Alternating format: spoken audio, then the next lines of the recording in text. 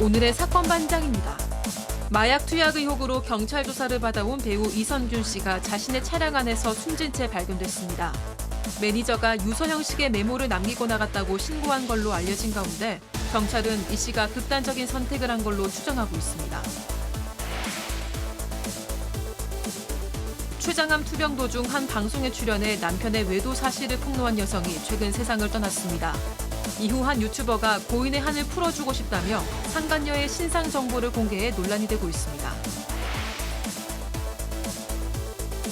초등학교 5학년 아들이 격투기 선수 출신의 담임 선생에게 폭행을 당했다는 학부모의 제보가 들어왔습니다. 이 선생은 잘못된 행동을 깨닫게 해주려고 때린 거라며 오히려 적반하장의 태도로 나왔다는 주장입니다. 뾰로롱 안녕하십니까. 자, 오늘 바로 빨리빨리 시작을 좀 하도록 하겠습니다. 예, 진실 추적자 사건 반장 시작합니다. 국민건강보험공단이 4대 이 사회보험료 고액 상습 체납자 14,000여 명의 신상을 공개했습니다. 망신을 줘서라도 자진 납부를 유도해 보험 재정 건전성을 강화하겠다는 것이겠죠. 자, 배우 김혜선 씨 9년간 건보료 2,700만 원을 체납했답니다. 168번이나 납부 독촉을 했는데도 말이죠. 물론 뭐 개인 파산 상태라고는 하던데. 자, 그리고 또 세금을 3억 원 넘게 체납 중인 래퍼 도끼 역시 건보료도 배째라입니다. 2,200만 원 체납 중.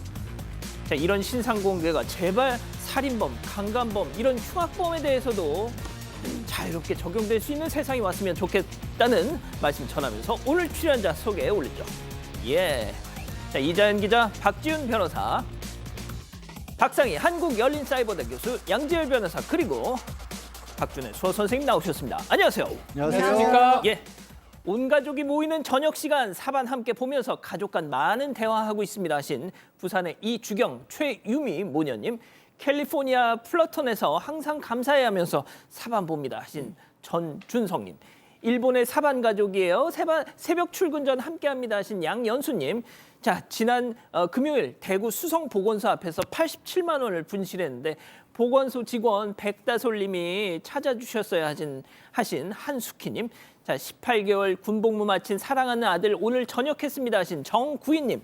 옆에서 자는 아가 모습 보니까 꽃다운 시절 아이 셋을 낳고 고생하신 친정엄마 생각이 나요 하신 표민현님, 조아라님, 그리고 조희수님, 이은우님 모두 사랑합니다. 자, 재미는 물론 의리로 함께하는 아싸사바 뉴스 육박. 예, 오늘 분위기가 뭐 전해드릴 소식 때문에 조금 가라앉았는데요. 자, 대한민국과 전 세계 동포 가족 여러분의 시선을 모아서 출발합니다.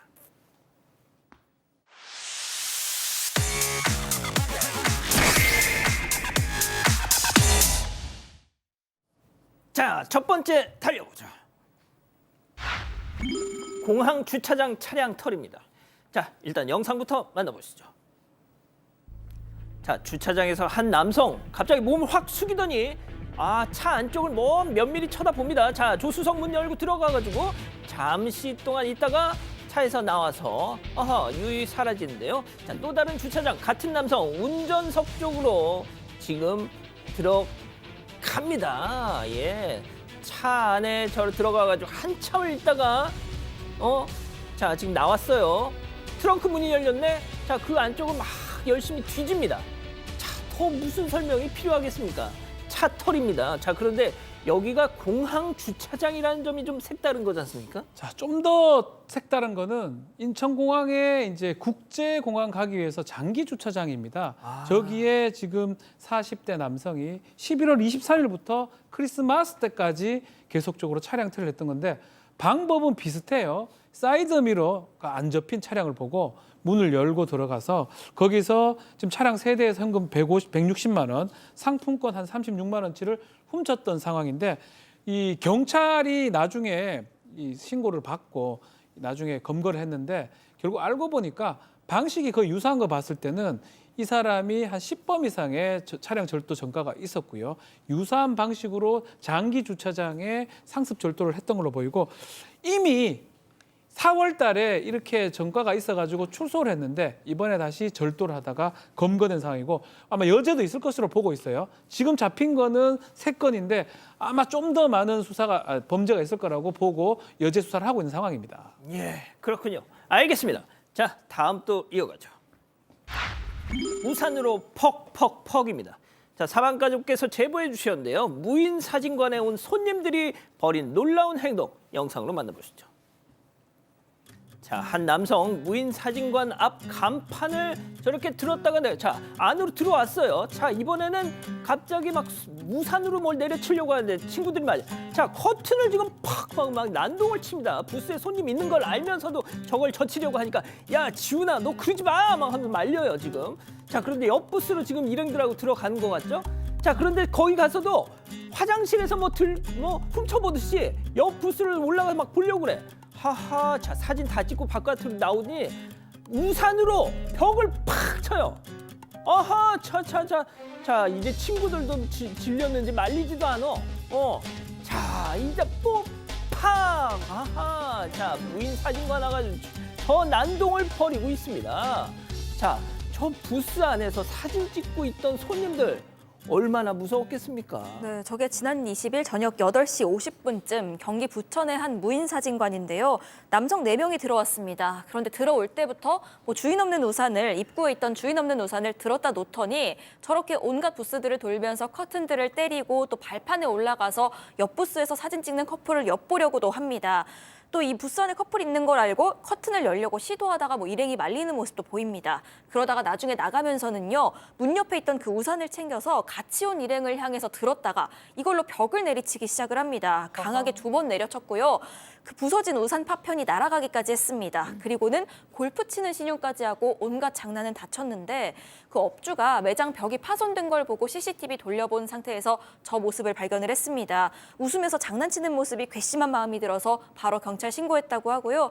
현재 담당 형사 배정을 기다리는 중입니다. 아유, 저 벽 훼손된 거 보세요, 저거. 자, 양재열 변호사님, 아까 보셨죠? 그 옆에 칸에서 사진 찍고 있는 커플들 딛고 올라가서 막 훔쳐보는 거. 저 사람 저거 화장실 가서도 저러지 않았겠어요, 저거? 그러게요. 20대 정도로 보입니다. 친구들까지 같이 있었고 술에 취하지 않았을까 하는 생각이 들 정도로 몸 움직임도 좀 이상해 보이고요. 저 망가뜨린 거 분명히 재물손괴죄 적용이 됩니다. 저거는 누가 봐도 적어도 미필적으로나마 고의가 있다고 볼 수밖에 없고 형사처벌은 형사처벌이고 파손된 부분에 대한 손해배상도 분명히 해야 합니다. 예, 좋습니다. 자, 다음 이어가죠. 애견 미용실 잔혹사. 사방가족께서 제보해 주셨습니다. 애견 미용실에서 벌어진 충격적인 상황 영상 만나보시죠. 자, 애견 미용실 아닙니다. 자, 미용사가 강아지를 안고 저렇게 털을 깎고 있는데 몸을 움직이니까 갑자기 손에 든 기계로 강아지 몸을 움직이니까 머리를 퍽 내려쳤어요. 자, 강아지 작업대 위에 힘없이 저렇게 쓰러져 버렸습니다. 자, 박 교수님, 저 강아지 어떻게 된 줄 아세요? 즉사했습니다. 네, 저도 정말 믿어지지 않는 광경이네요. 네, 지금 경상남도 창원의 한 애견 미용실에서 발생한 사건입니다. 강아지가 즉사했어요. 네, 약간 턱 때린 게 아니고 그냥 퍽 때렸습니다. 저 지금 미용실은요, 픽업 서비스를 제공하는 미용실이었대요. 데려다 주고 데려다 오고 그 강아지를. 그런데 그 강아지가 사망한 후에 상자에 저 강아지를 넣어가지고 집으로 가지고 오면서 너무 이상한 얘기를 했어요. 합의금 1,000만 원으로 끝내자라고 얘기하면서 원래 때리면서 미용하는 거다라고 얘기를 했다라는 거예요. 때리면서 털 깎는 거다. 네. 원래. 네, 저도 강아지 키우고 있는 입장에서 와, 이거 미용실에 보내야 되나 말아야 되나 이런 생각이 드는 멘트였는데요. 바리깡으로 툭 채웠는데 죽었다라고 얘기했어요. 근데 우리 저 영상을 봤지만 툭 친 거는 아니죠.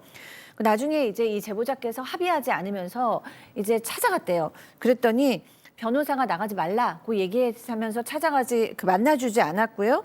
때리면서 미용한다는 얘기는 내가 그때 실수한 거다. 때리면서 미용하는 것은 아니다라고 정정을 했다라고 합니다. 지금 고소를 했다고 하는데 전개를 좀 지켜봐야 될 것 같습니다.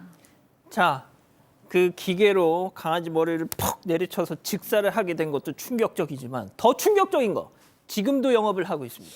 자, 강아지 폭행한 이유도 제대로 얘기를 하지 않았고요. 이 일이 터지자마자 잠시 이제 영업을 하지 않는다고 포털 사이트에서 내렸다가 지금은 또 버젓이 좀 올려놓은 상황이라고 합니다. 이게 동물보호법상의 학대 행위, 특히 동물을 이유 없이 죽였을 때 3년의 징역 또는 3천만 원의 벌금에 처할 수 있습니다. 이 사건으로 1월에 이제 재판이 아마 진행될 것 같은데요. 재판이 진행되니까 뭔가 문제가 생긴다고 생각을 했던 것 같지만 어쨌든 간에 만약에 벌금이나 집행유예 이상 형이 난다면 이게 영업 정지라든지 취소가 가능하거든요. 그 부분까지 좀 지켜봐야 될 것 같습니다. 자, 원래 때리면서 미용하는 거다. 아닙니다. 전국의 많은 애견 미용사분들 모욕하지 마세요. 자, 다음 이어가죠. 요지경 채용 시험입니다. 사방 가족께서 제보해 주신 사건 사진으로 만나보시죠. 자, 한 회사의 지원자가 받은 인적성 검사 문항인데요. 내가 성교를 했다면 이라는 질문이 있습니다. 자, 그리고 나의 성생활은 이라는 질문도 나옵니다. 아니, 내가 이 회사 입사하는데 내 성생활이 왜 궁금한 건데요? 자, 요즘엔 말이죠. 종교, 당신 종교가 뭐냐 이런 거 물어봐도 문제가 되는 세상인데 이게 뭐 하는 거예요? 네, 저게 한 화학 관련 중소기업 채용 과정에서 그 인적성 검사에서 나온 항목입니다. 이 제보자가 최근에 구인구직 사이트를 통해서 이 기업의 홈페이지 관리하는 부서에 지원을 했습니다. 그 인적성 검사를 하는데요. 처음에는 일반적인 질문들이 이어지더니 갑자기 저렇게 성생활과 관련된 질문 2항목이 나타난 겁니다. 제보자가 이와 관련해서 기업 측 담당자에게 물었습니다. 그랬더니 우리가 저거 직접 만든 게 아니라 다른 데서 가져온 양식이라고 답변을 하면서요. 뭐 별다른 사과는 없이 지원 취소하시겠어요? 라고 물었다는 겁니다. 인적성 검사 처음 시작할 때 뭐 대답하기 곤란한 질문이면 대답하지 마라 라고는 문구가 있긴 했다고 합니다. 하지만 제보자 이건 곤란한 질문이 아니라 신뢰되는 질문이라 생각한다 라면서 문제 제기하고 있는 상황이고요.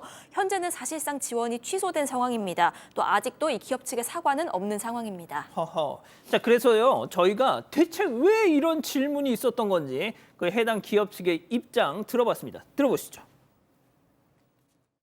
그 설문지는 저희 직원분들이 회사에서 받는 스트레스를 좀 최소화하고자 심리상담 전문가한테 받은 설문지였거든요. 입사하시는 분들께도 심리 상태를 좀 파악하고자 저희가 그 같은 설문지를 적용을 해서 아마 안내를 드렸는데 답변이 곤란한 것들은 기재하지 않으셔도 됩니다라는 문구를 이렇게 적어서 보내드려요. 혹시 그 전문기관이 좀 신뢰도 있는 기관이에요? 신뢰도 여부는 사실 저희가 판단하기는 어렵고요. 저희가 이렇게 금액을 구체적으로 할 수는 없지만 몇 천만 원을 드리고 심리 상담을 했던 업체여가지고. 자, 심리 상담 전문가 이 자리에 계시죠? 우리 박상희 교수님. 저거 어떻게 봐야 되는 겁니까? 네, 제가 보기에 저 검사는 SCT라고 해서 문장 완성 검사라는 그 성인용 문장 완성 검사는 이제 뭐 성인용이 있고 청소년용이 있는데 성인용 문항인 것 같아요. 그러니까 일면적으로 뭐 적성을 판단하기보다는 그분의 전반적인 심리 상태라던가 핵심 문제 같은 것을 판단하기 위해서 풀 배터리 검사라고 하는 이제 이 전형적인 그 몇 개의 검사가 있어요. 그 안에 의례적으로 들어가는 검사입니다. 그렇기 때문에 이걸 사용했다 해서 이제 신뢰할 수 없는 기관이라거나 신뢰할 수 없는 심리 검사다라고 볼 수는 없는데요. 예. 그러나 이제 과연 면접 시험에서 그것도 기업의 신입사원을 뽑는데 이 검사가 이렇게 분별 없이 사용되는 것이 맞느냐에 대한 지적은 좀 여러 번 있었어요. 그렇기 때문에 의도는 뭐 직원들의 스트레스를 감경하고자 또는 이제 새로 들어오는 신입생들을 좀 더 잘 이해하고자 하는 거기는 한데 사실은 이렇게 컴플레인을 할 수 있는 문항이기는 합니다. 그래서 이 지원자께서는 기분이 나빠질 수도 있고 이 검사를 할 때는 이 컴플레인이 있을 수 있다라는 걸 좀 염두에 두시고 해야 되는 게 맞는 것 같고요. 네. 그리고 이제 그 직원이 당시 이제 뭐라고 얘기했냐면 뭐 그럼 지원 취소하시겠어요? 라고 얘기한 건 지금 회사 쪽에서도 대응이 미숙했다. 이 부분은 사과하겠다라고 밝힌 상황이라고 합니다. 그렇군요. 알겠습니다. 자, 다음 이어가죠. 축의금 지옥입니다. 자, 사방가족께서 집단 지성의 판단을 받아보고 싶으시답니다. 네, 지인 자녀들 결혼식이 점점 부담스러워진다는 60대 여성의 사연입니다. 이 사연자는 지인이 굉장히 많은 편이라고 합니다. 지역 친구들부터 시작해서 뭐 사회 친구, 온갖 모임까지 이 사람들이 참 많은데 대부분이 자녀를 둘셋씩 두고 있다고 합니다. 그런데 이 자녀들이 지금 한창 결혼할 때여서 결혼식이 이어지고 있다고 하는데 이 지금까지 이 사연자가 축의금 낸 횟수로만 수십 차례고요. 한 번 할 때마다 최소한 10만 원씩 하고 또 가까운 친척인 경우에는 100만 원까지도 냈다고 합니다. 그런데 사실 사연자가 몇 년 전에 직장 그만두고 이제는 모아둔 돈 또 그리고 다달이 들어오는 소정의 이자로 살고 있는 상황입니다. 직장 다닐 때야 좋은 마음으로 그냥 냈는데 이젠 벌이도 거의 없어져서 이전 수준을 유지하기가 점점 부담스러워진다는 거죠. 게다가 사연자는 아들 하나뿐입니다. 그리고 5년 전에 결혼했기 때문에 앞으로 더 들어올 돈은 없는 상황입니다. 받은 거에 비해서 두세 배씩 뿌리고 있는 건데 자 이런 와중에 내년 2월에 동네 친구의 셋째가 결혼을 합니다. 그 집 첫째, 둘째에 이어서 세 번째 축의하려니까 너무 부담되는데 그렇다고 첫째, 둘째 쓰니까 셋째는 안 할게 할 수도 없는 노릇이다. 어쩌면 좋냐면서 고민 보내주셨습니다. 자 기다리고 기다리셨던 부처 핸즈업타임 유튜브 JTBC 뉴스 채널과 사건반장 독립 채널에서 11,000여 분의 우리 가족 여러분 함께하고 계신데요. 채팅창에 OX로 함께 참여해보시죠. 오늘도 내자 내지 말자 자 대결로 준비했습니다. 먼저 축의금을 내지 말자는 자입니다. 야 상이야 너 어떻게 친구를 사귀어도 애들 그렇게 주렁주렁 낳는 애들만 사귀었어. 부조금의 기본 원리는 기브앤테이크야. 너가 받은 만큼만 뿌리는 거야. 뭘 고민을 해. 이제 그만 줘. 넌 흙 퍼서 먹고 사니? 아유 자연이 그 지집에도 그래. 첫째 둘째 청첩장 줬으면 됐지. 뭘 또 셋째까지 돌려. 아이고 염치도 없어. 동답이. 아니 이럴 수가. 아니 이럴 수가. 자 좋습니다. 다음은 축의금을 내자는 자입니다. 야 상이야 부조금의 기본 원리는 뿌린 대로 거둔다야. 그거 어떤 식으로든 나중에 다 돌아온다. 너 그렇게 이해타산적으로다가 계산하면 인간관계 다 망쳐요. 그러지 마. 그리고 상이 네 외아들 지열이 애 낳으면 돌잔치 때 그 초대장 뿌려. 그걸로 회수하면 돼. X. 자 일단 우리 박 교수님부터 들어볼게요. 네. 아니 사실 저도 부담스러우실 거는 같아요. 10만 원씩 3명이면 한 집에 30만 원이 갔다는 건데 너무 부담스러워서 근데 안 낼 수는 없잖아요. 사실 결혼식 초대를 받았는데 안 갈 수도 없고 안 낼 수도 없으니까 좀 줄이셔서 10만 원 좀 많은 것 같아요. 그냥 5만 원만 내셔도 새 집에 가면 새 아들한테 가면 15만 원 가는 거잖아요. 그러니까 내기는 내되 좀 액수를 줄여보면 어떨까? 제 생각입니다. 예, 박 변호사님 욕 먹을 것 같습니다. 그렇게 하면. 예, 근데 형편을 이제 뭐 고려하지 않을 수 없긴 한데요.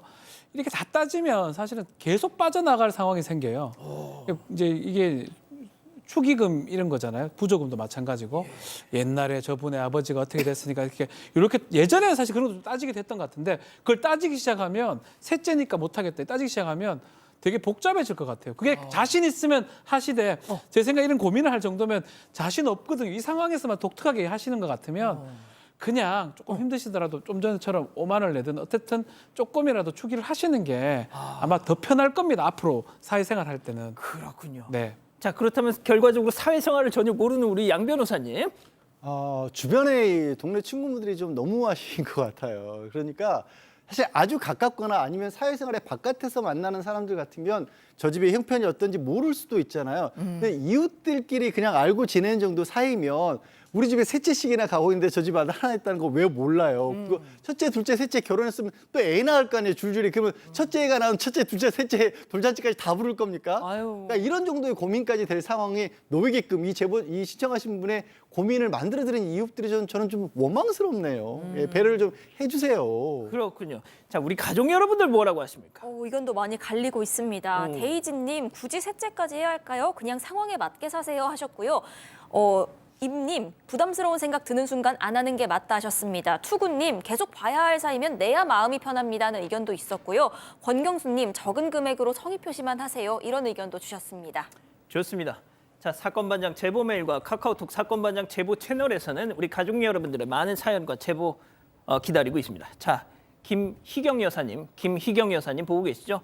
태어나자마자 생이별을 해야 했던 친모를 찾고 계십니다. 딱 60년 전 1964년 6월 30일 전남 보성군 보성읍 기차역에서 탯줄도 끊어지지 않은 채 포대에 쌓여서 영무원에게 발견되셨다는 거죠.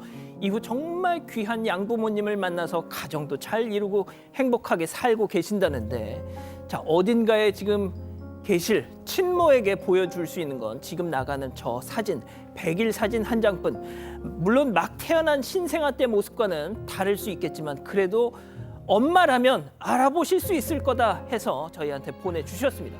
자, 1964년 6월 30일 전남 보성읍 기차역에 포대에 쌓여 버려졌던 이 아이의 엄마, 살아 계신다면, 방송을 보고 계신다면 저희한테 꼭 좀 연락 주십시오. 1등급, 2등급, 중고차에 등급 있는 거 알았어? 자동차가 무슨 한우야? 기준이 있는 거지. 역시 만든 사람들은 다르네. 오, 이 차도 1등급이다. 누구나 쉽게 좋은 중고전기차를 선택할 수 있게 기아인증 중고차가 가족의 새로운 자동차가 되어줄 겁니다. 좋다. 나보다? 훨씬? 기아를 만나는 새로운 방법. 기아 인증 중고차. Kia, movement that inspires.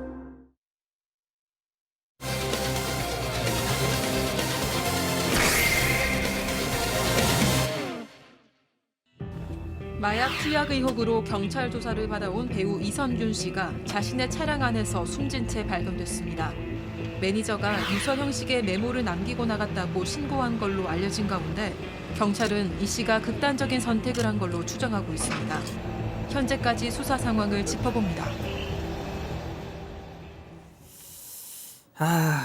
예, 뭐 오늘 다른 뉴스가 뭐가 있겠습니까? 예, 이 소식이죠. 네, 오늘 오전에 그 서울 종로구 한 공원 이 주차된 차량 안에서 배우 이선균 씨가 쓰러진 상태로 발견이 됐습니다. 이 발견 당시에 차량 안에서 이미 숨진 상태였고요. 그 차량 조수석에는 극단 선택을 한 걸로 추정이 되는 어떤 정황이 나왔습니다. 소주병도 있었습니다. 이선균 씨의 소속사가 오늘 오후에 공식적인 사망 소식과 함께 허위사실 유포 또 악의적인 보도를 자제해달라고 밝히기도 했습니다. 이 빈소는 서울대병원 장례식장에 마련이 됐고요. 아내 전예진 씨가 상주로 이름을 올렸습니다. 현재 영화 방송 관계자들의 발길이 이어지고 있습니다. 자, 지금 경찰에 따르면 이선균 씨가 사망 직전에 무슨 메모, 사실상의 유서겠죠? 네. 그걸 남겨놓고 이제 집을 나간 게 확인이 됐습니다. 오전 10시 15분 정도에 이선균 씨의 매니저가 최초 신고 전화를 했다고 합니다. 매니저의 얘기에 따르면 이선균 씨가 유서 같은 메모를 남기고 집을 나섰는데 차량이 없어졌다라고 얘기를 했고요. 뭐 그 메모는 어떤 내용인지 전해지지 않는 상황이고요. 신고 접수 20분 후에 이제 차량을 발견했는데 이미 이선균 씨가 아마 숨졌던 것으로 알려졌고 또 사후 경직이 좀 빨리 진행된 것 같습니다. 극단적 선택으로 경찰은 추정을 했고요. 결국 언제 사망했는지 정확하게 알 수는 없지만 이제 문제가 있다고 보고 조사가 진행 중인 그런 상황입니다. 자, 이선균 씨 하면은 뭐 모든 분들이 꼽는 그런 작품 하나씩은 있을 거예요. 저 개인적으로는 드라마 나의 아저씨의 이 박동훈, 참 그런 분이었는데 이런 비보가 전해졌습니다. 일단 체크포인트 짚어보죠. 2달 만입니다, 양 변호사님. 그렇습니다. 이게 경찰에서 40대 남성 배우가 마약 수사를 받고 있다고 한 게 지난 10월 19일이었습니다. 제 기억으로 찾아보니까 19일이었기 때문에 2달이 넘어갔었죠. 사실 마약 사건의 수사를 2달 넘게 한다는 것도 굉장히 이례적이긴 해요.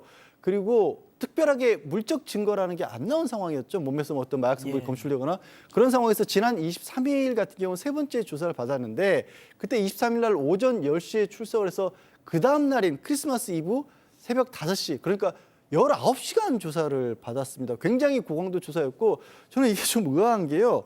그러니까 조사의 내용이 뭐냐면 몸에서 물적 증거는 발견이 안 됐어요. 근데 지금 유흥업소 실장이라는 측의 주장이 마약을 하고 있다는 걸 봤다라는 얘기인 겁니다. 그러니까 말인 거죠. 다른 증거가 없이. 근데 그 말이고 두 사람이 있었는데 한 사람은 마약하는 걸 봤다, 한 사람은 몰랐다. 이 얘기거든요.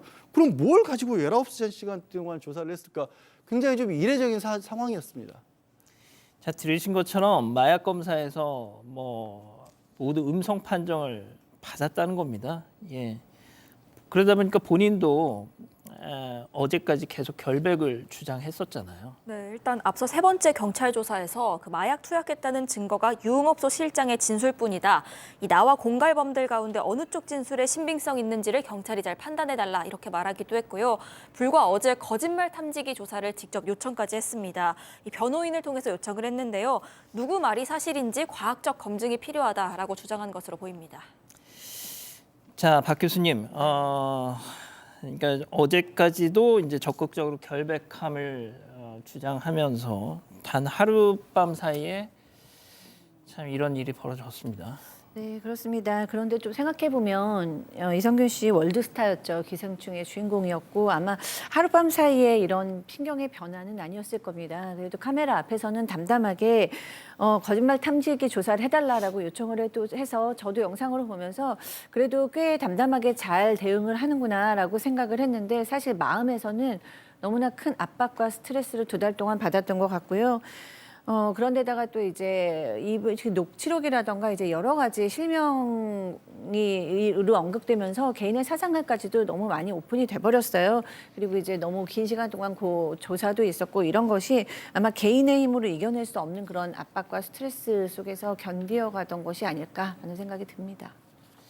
자, 박지민 변호사님, 예. 그러니까 제가 이제 저희도 오늘 아침에 이 속보를 보고 나서 저 개인적으로는 말이죠. 그러니까 이런 상황이 되게 그동안 좀 염려가 됐었어요. 네.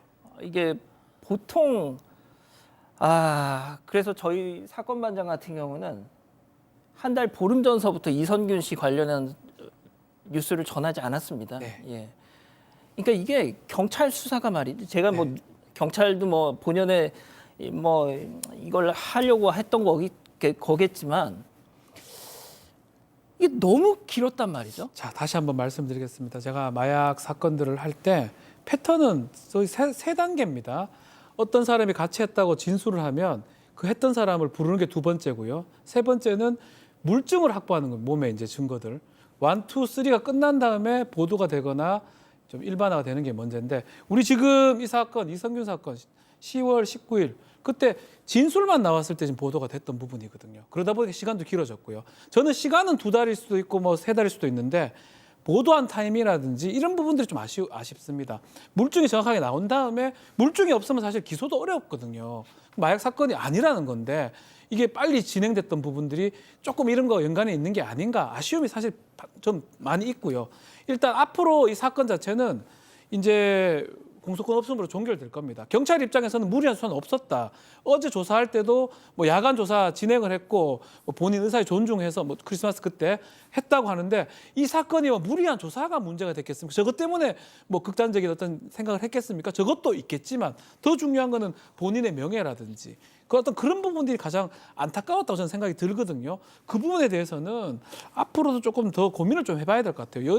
유명인이고 연예인이니까 더 빨리 보도한 게 맞는지. 사건 자체가 지금 정확하게 확인도 안 되는 상황에서 물증도 지금 나오지 않는 상황에서 보도가 되는 게 맞는지 그 부분을 두고 좀 얘기를 좀 해봐야 되지 않을까 저는 개인적으로 그런 생각이 좀 많이 듭니다. 그러니까요.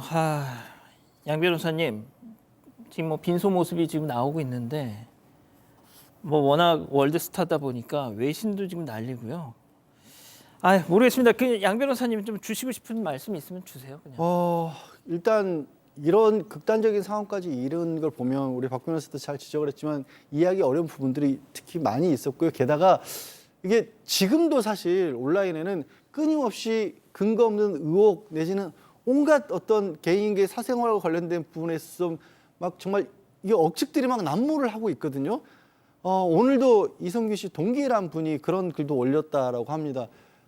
다른 건 모르겠지만 내가 옛날부터 겪어봤는데 인성이 나쁘지 않았다. 참 착한 애였다라는 거고요. 글쎄 무슨 일이 있었는지 CCTV를 제발 오늘이라도 좀 멈추고 마지막 가는 길에 예의는 좀 차려달라고 했습니다. 저도 이 사건이 그대로 끝나지 않아야 될 부분이 있다고 봅니다. 근데 그대로 끝나지 않아야 될 부분은 이게 명확한 근거를 가지고 특히 이성균 씨 같은 경우는 끝까지 협박받았다는 부분에 대해서 굉장히 강조를 했었고 거짓말 탐지기 조사까지도 요청을 했었던 상황이거든요. 그리고 막상 그 공갈을 했던 사람에 대해서 영장 청구도 돼 있는 상황입니다. 나타나지도 않았어요. 이게 도대체 어떻게 된 일인지에 관해서 그리고 어찌 보면 그 부질없는 유명인이라는 사유로 부질없는 호기심 내지는 억측 때문에 그런 것들까지도 이성균 씨의 죽음의 한 가지 또 어떤 원인이 됐을 수 있습니다. 이 동기분 부탁처럼 마지막 길에 대한 예의는 좀 지켜주셨으면 좋겠습니다. 아까 박 변호사님이 잠깐 말씀하셨지만, 그러니까 인천경찰청 이번 수사를 이제 했던 인천경찰청에서 강압 수사는 없었다. 물론 이제 지금 그 얘기가 중요한 게 아니잖아요. 죄송한 얘기지만 예. 제가 변호사하고 경찰 조사에 참여하지만 이제 강압수사 하지 않습니다. 뭐 고문을 하겠습니까? 다 동의받고 하고 심야 조사 안 한다면 안 하는 거거든요. 이 사건이 그것도 요인이 되겠지만 더 큰 요인을 한번 생각해 달라고 양 변호사님 말씀하신 그 부분하고 이 마약 사건에서 보도가 어느 정도 돼야 될지 그리고 어떻게 지금 언론이 몰아가고 있는지 이런 부분들을 한 번 정도는 좀 고민을 해봐야 될 시점이 아닌가 생각이 듭니다. 제가 지난주에 사건 반장에서도 이제 지드래곤 씨 마약 관련한 이거 뭐 보도 관련해서 제가 지드래곤 씨와 팬분들한테 사과를 드렸잖아요. 뭐 두 분 말씀하신 변호사님 말씀하신 것처럼 언론의 이런 연예인 마약 관련 수사 보도에 대해서도 뭔가 좀 뭐 변화가 있긴 있어야 되겠다라는 생각을 조금 해봅니다. 일단 뭐 당분간 좀 전해드려야 될 것 같아요. 첫 번째 사건 이렇게 정리하고요. 두 번째 사건 이어갑니다.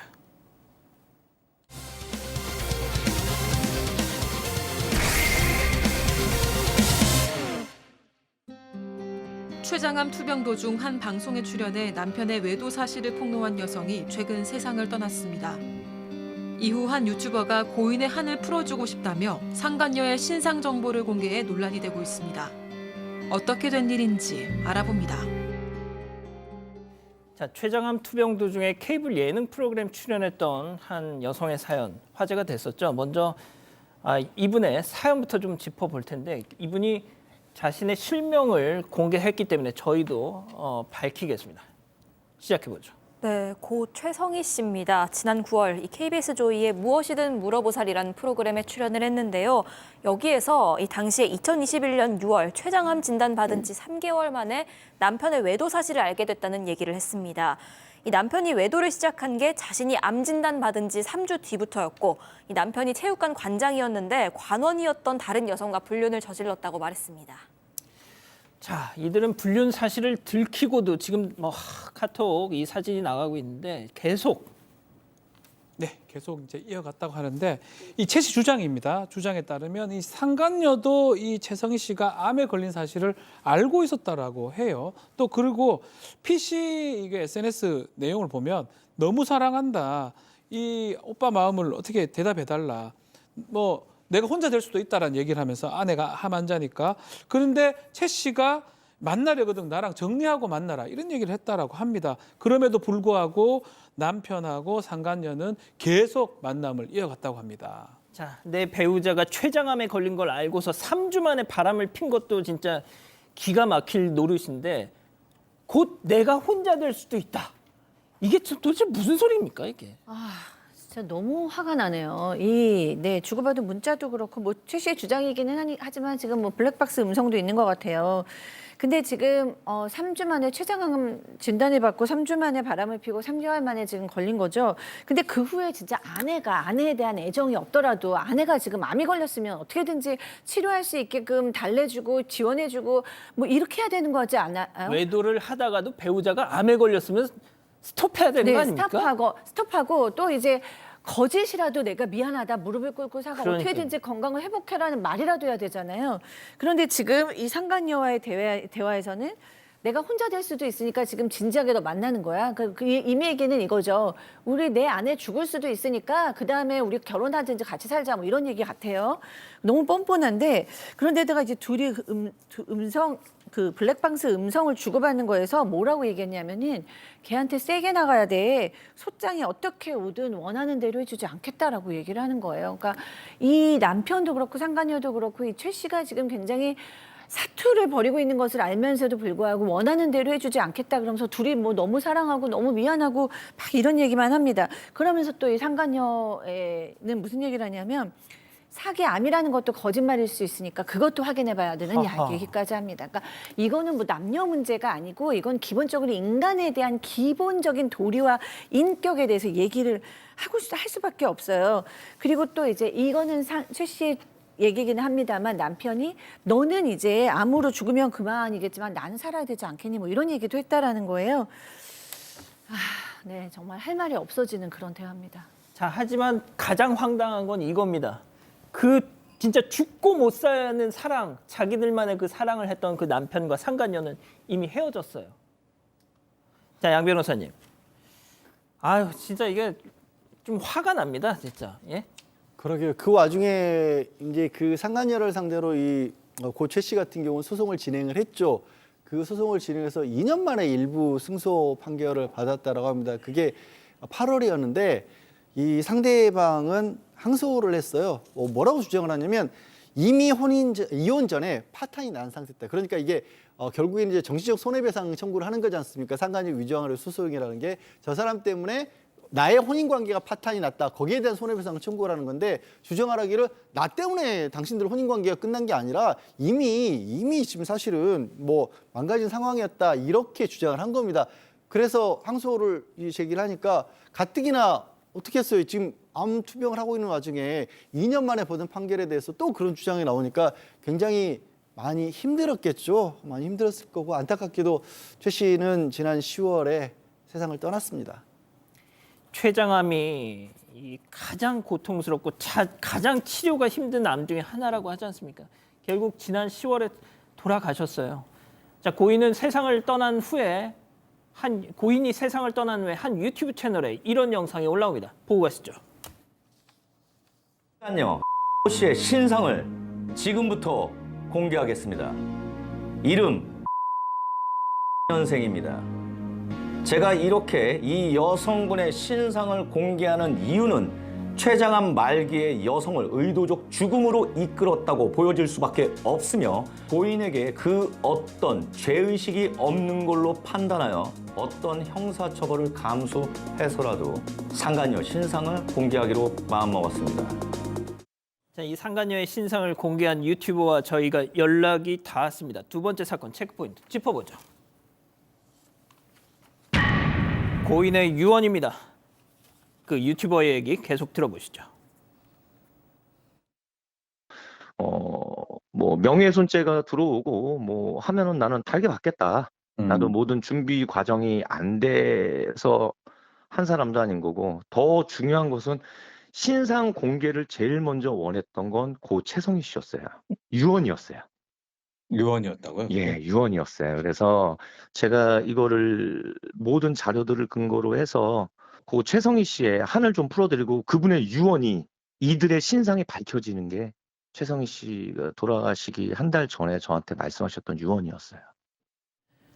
자, 유언이었다. 예. 네, 여러 불륜 사례를 영상으로 소개하고 있는 유튜브 채널입니다. 저 해당 유튜버에 따르면 이 최성희 씨의 소원이 이 지긋지긋한 소송을 빨리 끝내고 하나뿐인 아들과 행복하게 살면서 암을 극복하는 것이었다고 했습니다. 그러면서 유튜버는 그런데도 이 상간녀는 의도적으로 재판을 끌고 또 항소까지 하면서 극심한 스트레스를 줬다. 최 씨 사망에 분명 영향이 있다고 생각한다 주장을 했고요. 만약 그 해당 여성이 상간녀가 잘못을 인정했더라면 신상을 공개하겠다는 결정까지는 안 했을 것인데 어떤 형사처벌을 감수하고서라도 이 신상을 공개하기로 마음을 먹었다라고 말하기도 했습니다. 자, 양 변호사님 또 이런 말씀하실 수도 있을 것 같아요. 왜 상간녀만 그 남편이란 자는 왜 공개 안 하느냐 말이죠. 이걸 일부러 공개를 안 하고 있는 건데 저 잠시 사실 보류하고 있다라고 말씀을 드려야 될 것 같고요. 유튜브에 따르면 사실 남편의 신상을 공개하는 이유는 이 아들이 어린 아들이 전 남편이 어린 아들을 데려갔을 거 아닙니까? 그런데 이 최 씨 입장에서도 남편의 신상을 공개하게 되면 어린 아들에게도 이게 해가 될 수 있는 상황이기 때문에 그래서 전 남편의 태도를 봐서 공개 여부를 결정하겠다라고 하고 있는데 지금 정말 우리 시청자분들이 들으시면 정말 황당한 상황이 벌어졌습니다. 무슨 상황이냐면 지금 소송이 계속 중인 상황에서 이 최성희 씨가 사망을 했잖아요. 그래서 지금 상간녀랑 이 최성희 씨가 소송을 하고 있다가 한쪽 당사자가 사망하는 겁니다. 이럴 때 어떤 일이 벌어지냐면 그 소송이 상속을 받습니다. 소송 수개를 한다고 하는데 소송을 계속 이어갈 권한을 누가 상속을 받았냐면 어린 아들이 받은 겁니다. 근데 문제가 어린 아들은 지금 아직 소송을 수행을 하는 능력이 없죠. 그렇죠. 그래서 법적으로 누가 그럼 대신하게 되느냐? 전 남편이 대신하게 되는 거예요. 그러니까 전 남편이 지금 상간녀와 계속되고 있는 소송을 전 남편이 담당한 상황이 된 겁니다. 이게 너무 어처구니없는 상황이 된 거잖아요. 그래서 이 최성희 씨의 어머니가 이거 나한테 맡겨달라고 연락을 하셨답니다. 그랬더니 이 전 남편이라는 사람이 이거 이런 식으로 되는 바람에 유튜브만 지금 조회수 올리지 않았느냐. 이거 아이 상처받았으니까 앞으로 당신 이 장모님 손주 볼 생각하지 마라 라는 얘기를 하면서 유튜브에서 내려주면 소송 협조하겠다. 이렇게 얘기를 했다라고 합니다.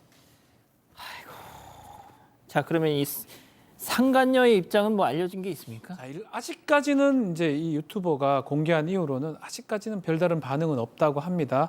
유튜브가 사실은 이 용기가 있다고 해야 되나요?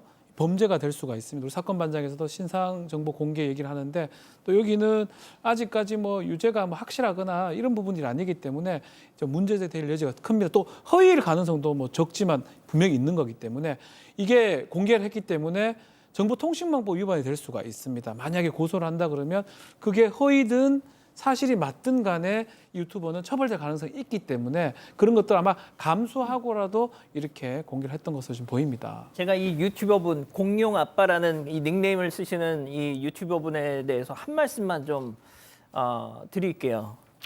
이분부터가 본인 배우자의 외도로 인해서 이혼을 한 아픈 경험의 소유자십니다. 그래서 불륜과 외도는 이 가족을 해체하는 흉악범죄라는 신념으로 이 활동을 하고 계신 분이세요, 유튜버 분이.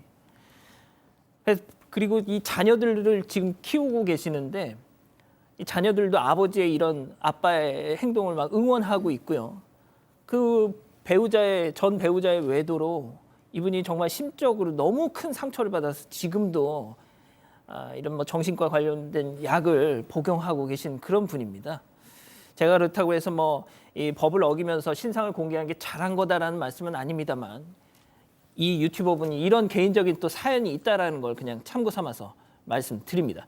자, 일단 이렇게 정리하고요. 세 번째 사건 이어갑니다.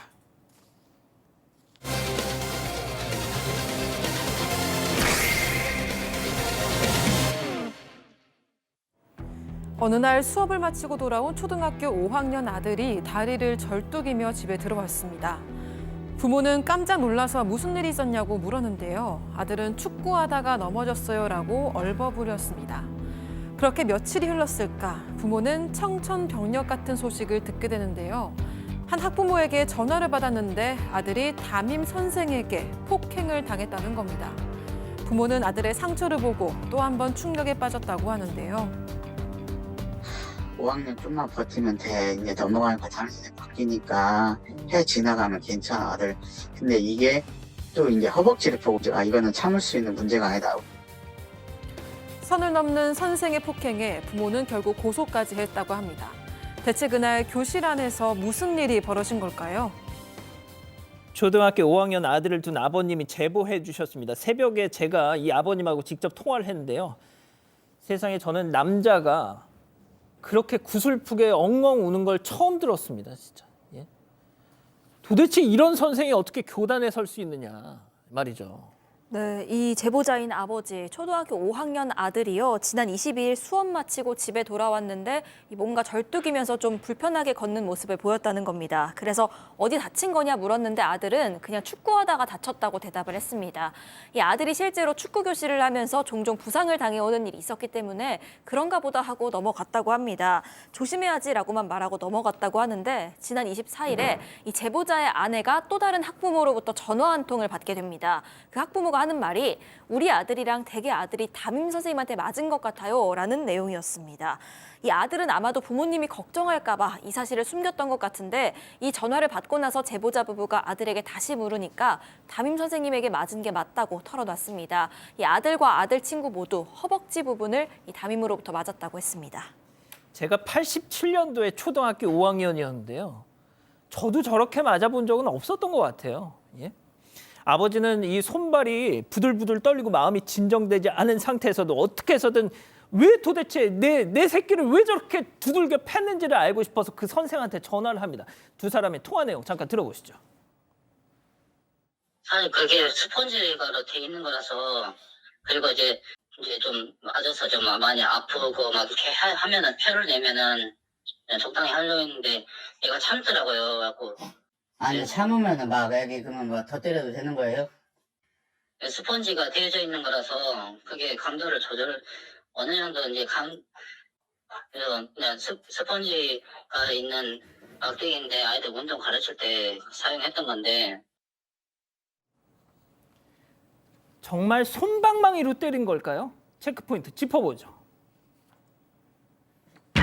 아니요, 솜방망이 속 쇠방망이가 있었습니다. 그렇죠. 스펀지 이런 얘기를 합니다. 솜방망이 얘기를 하는데 이제 문제는 그 솜방망이 안에 쇠가 있고요. 쇠로 이렇게 설사 같은 걸로 감아놨다라는 겁니다. 겉으로 봤을 때는 스펀지 솜방망이로 보이지만 그 안에는 쇠가 있었던 거예요. 저겁니다. 예, 저걸로 때리니까 당연히 멍이 들겠죠. 크게 다칠 수가 있는 상황이었고요. 그래서 아버지가 교무실로 가서 교장한테 이 자초지종을 얘기를 했다고 합니다. 내 자식 도대체 무슨 이유로 저렇게 쇠방망이로 때렸냐 따졌답니다. 자, 그런데 선생이라는 사람의 대답을 듣고 다시 한번 충격을 받으셨대요. 계속 들어보시죠. 제가 할 수 있는 건 다 했는데 너무 화가 나고 잠도 못 자고 마지막 선생님 왜 때렸냐고 했더니 깨달음을 주려고 때렸대요. 이 깨달음을 주려고 이렇게 때리는 게 맞는 거냐고 그랬더니 알려주고 싶었다고. 그래서 선생님 결혼했어요 물어봤더니 결혼 안 했다고. 예, 선생님 결혼 안 했으니까 부모가 아니니까 이거 모른다고. 양 변호사님, 깨달음을 주려고 쇠방망이로 두들겨 팼다는 겁니다. 도대체 아이가 무슨 일을 하면 어떤 깨달음을 주기 위해서 이렇게까지 때려야 했을까요?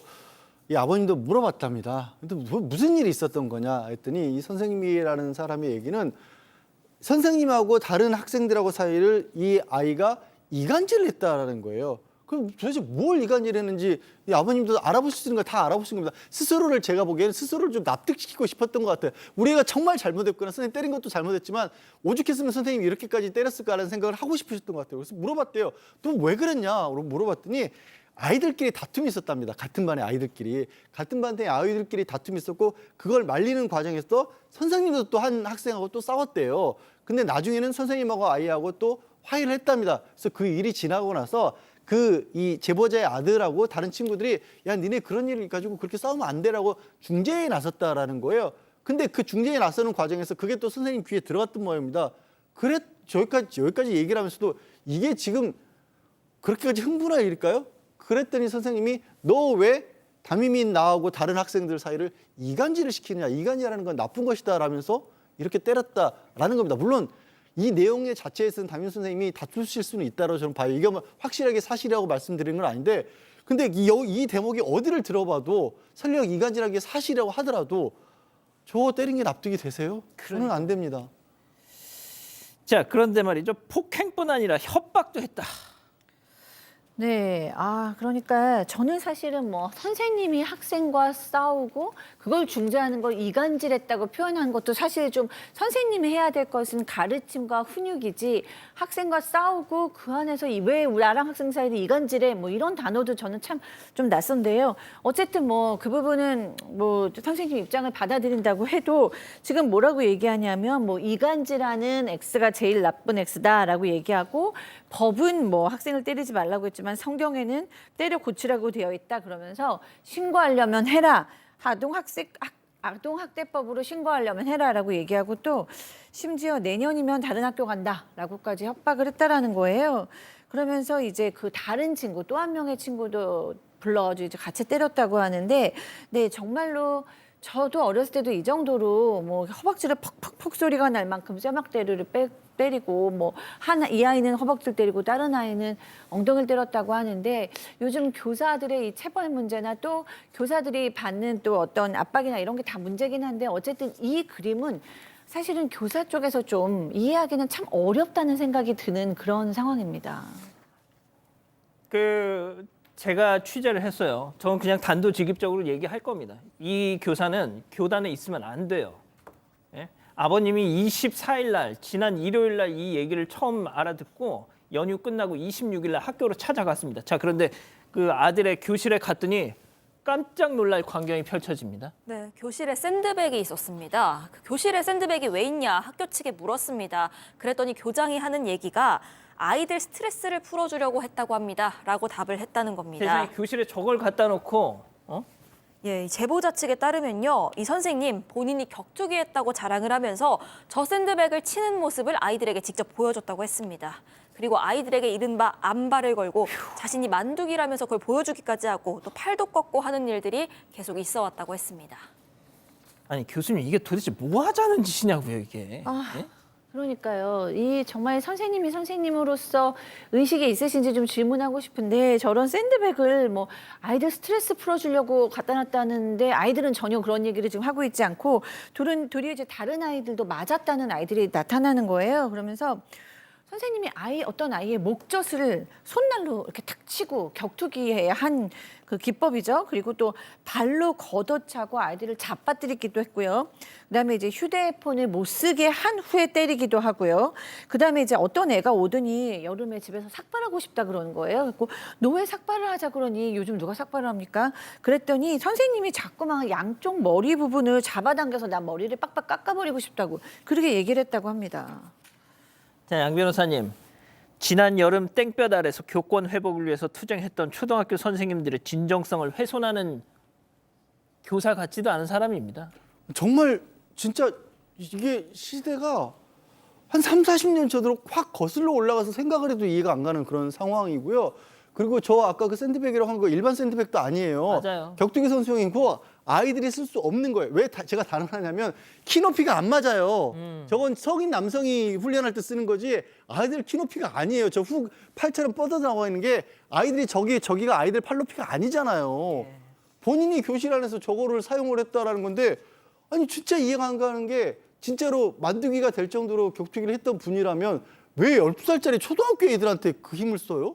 도대체 뭐 어떻게 이 시대에 이런 분이 있었는지 정말 이해가 안 가는 상황이고 이게 어쨌든 촉발이 돼서 아이들도 지금 담임 선생님이 분리 조치를 하도록 학교에 원해서 수업은 안 나가고 있는 상황입니다. 근데 다들 너무 충격을 받은 거죠. 학부모들도 그렇고 아이들도 그렇고 이거 어떻게 상처를 치유해야 될지 모르겠다라고 얘기하고 있는 상황이고 저 선생님이 뭘 가르치고 있었는지 모르겠는데 어떻게 2023년에 지금 아마도 다른 선생님들도 충격받을 것 같아요. 선량하신 다른 선생님들. 막상 뭐 교권 문제 됐을 때 애들 잠도 못 깨운다고 힘들어하시는 선생님들이 있었는데 그 와중에 격투기 기술을 아이들에게 썼다고요?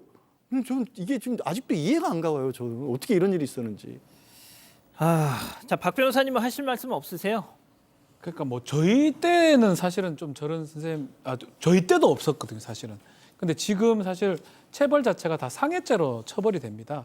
그런 상황에서 교권 뭐 얘기를 하기 전에 상당히 말할 수 없는 그런 폭력을 행사하는 그런 선생님이 아닌가 납득하기 매우 어렵습니다.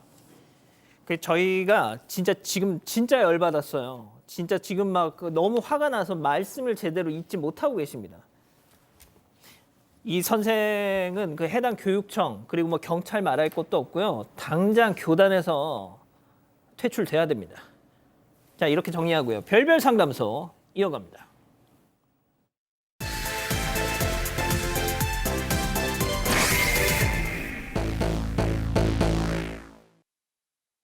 직장에서 만난 남편과 결혼해 이제 막 3년 차에 접어든 30대 여성. 2살 된 딸이 있지만 지금은 함께 살고 있지 않습니다. 연애 시절부터 폭력적인 성향을 띠던 남편은 결혼 이후 수시로 주먹을 휘둘렀고 심지어 아내가 만삭일 때도 멈추지 않았다고 하는데요. 설상가상으로 남편이 주식과 코인으로 몰래 만든 빚이 수억 원에 달한다는 사실을 뒤늦게 알고는 이혼을 결심할 수밖에 없었다고 합니다. 아이와 떨어져 이혼 소송 중인 아내는 양육권을 지키고 재산 분할도 잘할 수 있을까요? 자, 제보 사연인데 결혼한 지 3년 차, 지금 이혼 소송 중이시랍니다. 네, 5년 전에 회사에서 만나서 연애 결혼을 했고 이 2살 된 딸이 하나 있습니다. 그런데 부부싸움 하면서 이 남편이 화가 나면 손이 올라온다는 겁니다. 또 욕설을 퍼붓고요. 또 심지어는 아내 목을 조르고 뺨을 때리고 밀치고 이런 폭행들이 이어진다고 합니다. 그런데 이 제보자는 좀 부끄럽고 죄송스러워서 이 얘기를 친정 부모님께도 못했다는 겁니다. 그런데 최근에 이혼 소송을 진행하게 되면서 어렵게 이 얘기를 꺼냈는데 그 부모님이 너무나 속상해하시면서도 너 혼자 이러고 있을 일이 아니다. 할 수 있는 거 다 해봐야 한다. 하면서 그 친정 부모님이 저희 사건반장 애청자셔서요. 사반에 제보하면 어떻겠냐 말씀해 주셔서 용기를 냈다고 했습니다. 자, 결국 가정폭력에 계속 노출되셨던 겁니다. 네, 그렇습니다. 지금 이 아내께서 얘기하시기를 만삭일 때도 맞았다라고 얘기를 하고 계세요. 근데 그 만삭일 때 도대체 왜 그렇게 폭력이 일어났는지 기억조차 희미하다라고 얘기하시면서 맞은 기억은 확실하십니다. 맨 처음엔 발로 차서 이 아내가 가구에 확 밀쳐지니까 와서 목을 확 잡으면서 이제 위협을 하고 어디서 까부냐 이렇게 위협을 하고 그다음에 이제 아내가 울면서 소리치니까 다시 또 발로 밟았다고 하는데 바로 이 케이스는 가정폭력 케이스인 거가 확실하다는 거예요. 왜냐하면 어떤 이유로 만삭의 아내를 이렇게 때릴 수 있습니까? 가정폭력은 이유가 없는 거예요. 그냥 때리고 싶어서 때리는 거거든요. 아내가 어떤 이유를 제공해서 때린 게 아니고 어떤 이유를 제공했다고 해도 이렇게 배가 이렇게 나온 만삭의 아내를 이렇게 때린다? 이거는 원인이 될 수가 없습니다. 자, 얼마나 충격이었으면 뭐 때문에 다퉜는지 기억도 안 나셨다고 해요. 자, 직접 들어보시죠. 저 나름 저도 살아야 되는데 배가 만삭인데 이렇게 해서 다쳤는데 다친 상황에 목을 조르니 저도 방어를 해야 될 거잖아요. 그 방어를 하는 데 있어서 좀 제가 뭐 놔달라고 어딘가를 꼬집거나 콱 잡았을 건 타기고 제가 좀 놔달라고 그러니까 아직도 본인이 오히려 폭행을 당했다라고 하질 않나. 자, 지금 저 사진 좀 계속 보여주세요. 주신 사진은 저보다 더 많은데 지금 일부만 보여드립니다. 자, 출산 한 달을 앞둔 아내한테 지금 저짓을 했다는 거예요. 네, 당시 만삭이었습니다. 이 폭행 때문에 아이를 한 달 일찍 낳게 됐다고 했는데 그런데 이 남편의 이후 행동이 굉장히 소름 끼칩니다. 저렇게 때리고 나서 멍 빼는 약을 발라주면서 네가 피하니까 더 다쳤잖아 라고 말합니다. 그런데 아하. 이런 태도가요. 연애 시절부터 이어져 왔습니다. 연애 시절에도 폭력 성향이 있었는데 그렇게 심하게 다투고 난 뒤에는 사과 한마디 없으면서 네가 날 화나게 해서 그랬다. 넌 왜 꼭 그렇게 일을 크게 만드냐. 이게 다 내가 널 좋아해서 하는 거다 모르겠어? 라는 식으로 굴었다고 합니다. 그러고 나서는요. 뭐 차 문을 밖에서 먼저 열어주고 의자를 빼주고 다정하게 스킨십을 해주고 평소보다 유난히 더 다정하게 대해줘 왔다고 합니다.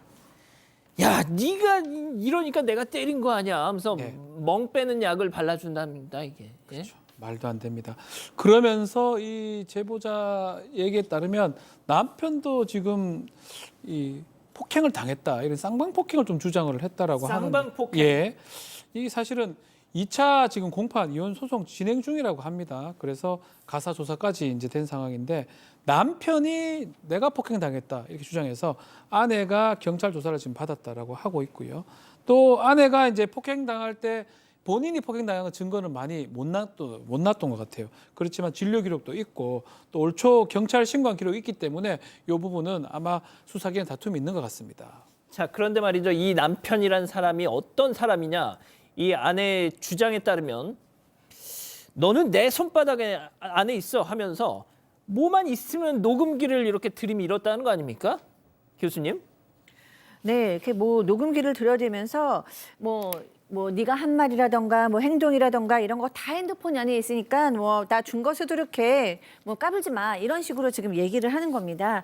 이런 얘기를 들으니까 아내가 도대체 같이 있을 수가 없잖아요. 그래서 그냥 집을 나와버렸어요. 같이 있을 수가 없으니까. 근데 이제 그때 아이를 데리고 나오지를 못한 겁니다. 그때 아이 아빠니까 그래도 아이를 키워야 되니까 일단 집으로 좀 들어와라 이렇게 얘기할 줄 알았는데 그렇지도 않았어요. 그러다 보니까 현재는 지금 아이랑 떨어져 있는데 이제 이혼 소송이 시작되면 어떻게든지 아이를 지켜주고 싶은 마음에 양육권만큼은 엄마가 정말 가지고 싶은 마음이 지금 굴뚝 같습니다. 그러나 이제 저쪽에서는 이제 줄 생각이 없겠죠. 그래서 여러 차례 내가 같이 있기 어렵다라고 얘기를 해왔음에도 불구하고 이혼 소송에서는 아내가 가출했다, 즉 아이를 버렸다, 뭐 이런 식으로 주장을 하고 있으니까 지금 아내는 굉장히 속상한 상황입니다. 자, 양 변호사님, 이 제보자분께서 만삭 때도 얻어맞았는데 이거 어떻게 형사 처벌 안 되냐? 근데 이제 이 민사소송도 형사소송 같은 경우에는 그때 증거가 사실 필요합니다. 이 아내분이 연애 시절부터 너무 약간 이렇게 가스라이팅처럼 당한 나머지 증거를 못 남겼고 그때 가정폭력으로 신고를 못 하셨던 것 같아요. 물론 당시에 뭐 진료기 진단서라든가 이런 게 남아 있다라면 모르겠습니다만 지금 와서 갑작스럽게 예전의 일을 주장하기는 어려울 겁니다. 증거 여부에 따라 크게 달라질 겁니다. 자, 이 남편이라는 사람 코인, 주식 뭐 온갖 또 이상한 짓을 해가지고 빚을 왕창 졌다는 겁니다. 예. 네, 그렇습니다. 설상가상입니다. 네, 지금 수억 원대의 빚이 있는 걸로 추정된다고 합니다. 그 빚이 있는 이유는 코인 같은데요. 뭐 연애 때부터도 마이너스 통장은 빚도 아니야. 뭐 이런 궤변을 늘어놓았고요. 그렇게 빚이 있는데도 불구하고 300만 원만 다 줘라, 1억만 들어오겠다 이런 얘기를 했다고 해요. 이런 걸 들으면서 정말 이젠 헤어져야겠구나 마음을 굳히셨다고 합니다. 자, 그럼 여기서 별별 상담소 오늘의 궁금증 짚어보죠.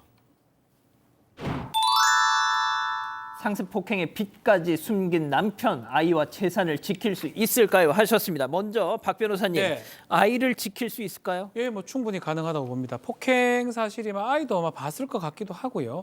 그 폭행 증거가 있고 지금 사진 같은 게 있기 때문에 저렇게 폭행이 반복된다면 양육권을 행사하거나 친권 행사하기 좀 부담스럽기 때문에 그것을 재판 과정에서 적극적으로 주장을 해야 됩니다. 가사 조사할 때 그런 내용들을 가사 조사관한테 충분히 얘기를 한다면 제가 판단컨대는 양육권을 충분히 가지고 올 수 있지 않을까 생각이 듭니다.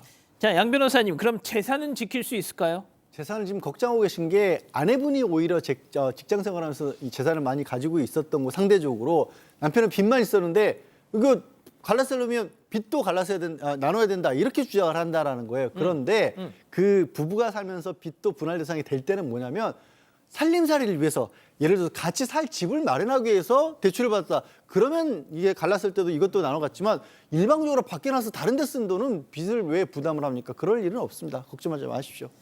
자, 박 교수님이 마지막으로 조금 네. 카운셀링을 해주시죠. 네, 뭐 전형적인 가정 폭력이죠. 만삭이 된 아내를 때리고 나서 그 다음에 약을 발라주면서 미안하다고 얘기하면서 너를 사랑하니까 그랬다 뭐 이런 패턴인데요. 만삭이 된 아내를 때렸다는 거에서 사실 저는 별로 개선의 가능성이 별로 보이지 않습니다. 그래서 지금은 속상하지만 우리 아이도 지키실 수 있고 너무 좋으신 친정 어머니 아버지 계시니까 지금부터라도 얼마든지 행복하게 사실 수 있습니다. 힘내시기 바랍니다. 예.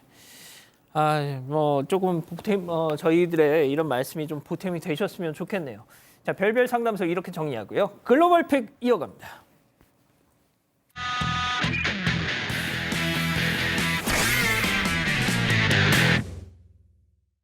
태국으로 가보시죠. 네, 빨간 트럭이 유턴을 하려고 천천히 차를 돌리고 있습니다. 그런데 갑자기 반대 차선에서 또 다른 트럭 한 대가 직진해 오는데요. 결국 빨간 트럭과 정면 충돌하고 말았습니다. 이 사고로 두 트럭 모두 앞뒤 양옆할 것 없이 처참히 부서진 모습입니다.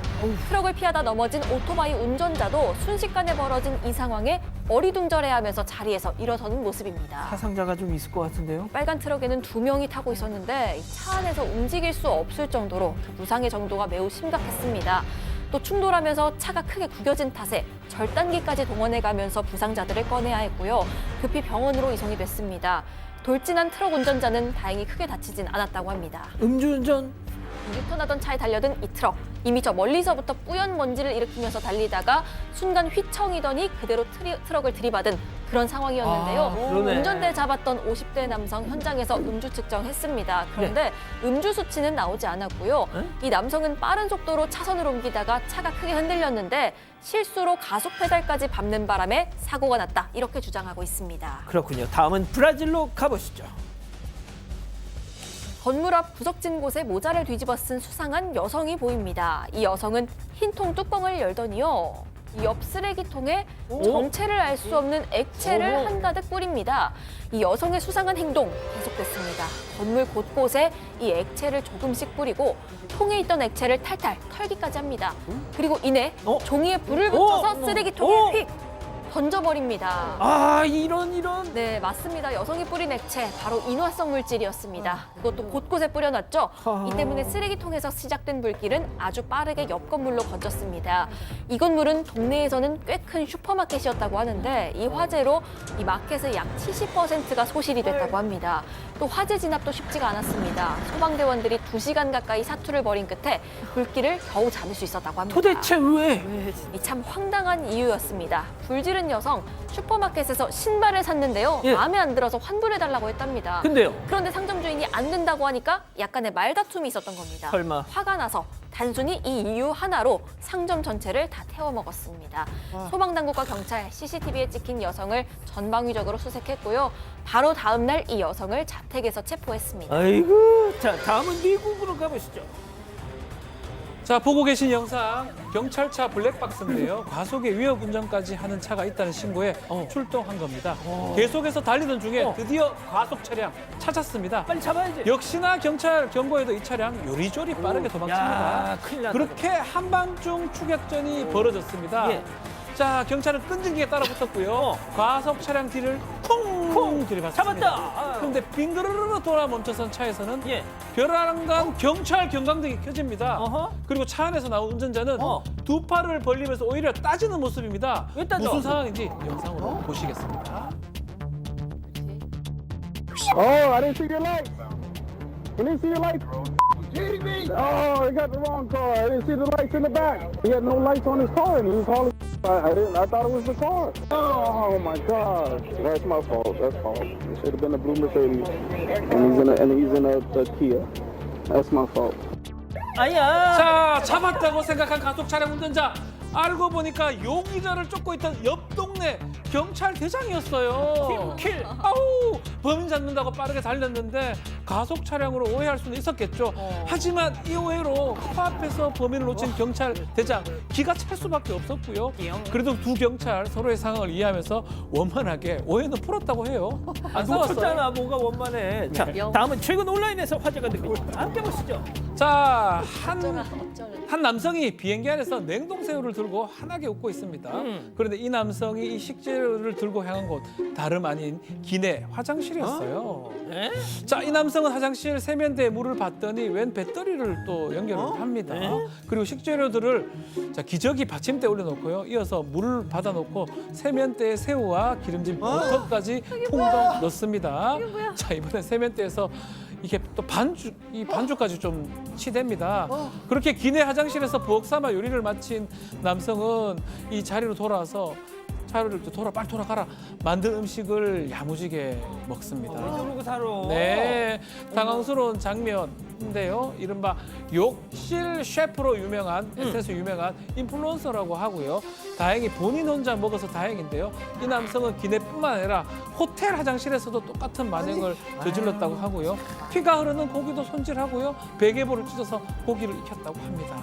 아유, 진짜 좋습니다. 예. 아유, 사랑하는 사건반장 가족 여러분, 오늘 뭐 내내 좀 분위기가 좀 가라앉았었는데요. 자, 따뜻한 밤 보내시고요. 저희는 내일도 별이 6개 반, 사반 6반 저녁 6시 반에 다시 옵니다. 안녕히 계십시오.